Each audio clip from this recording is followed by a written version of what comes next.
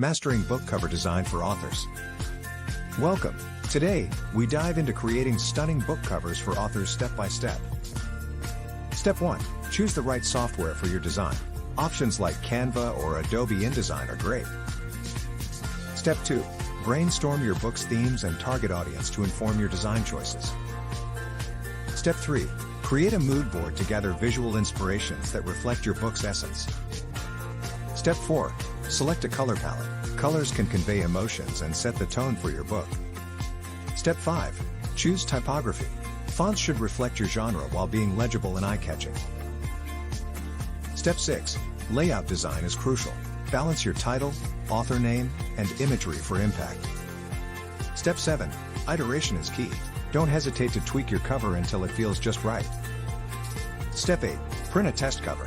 This helps you see how your design translates to physical format. Step 9.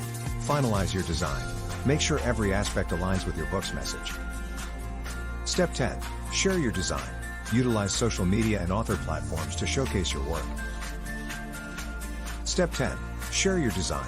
Utilize social media and author platforms to showcase your work.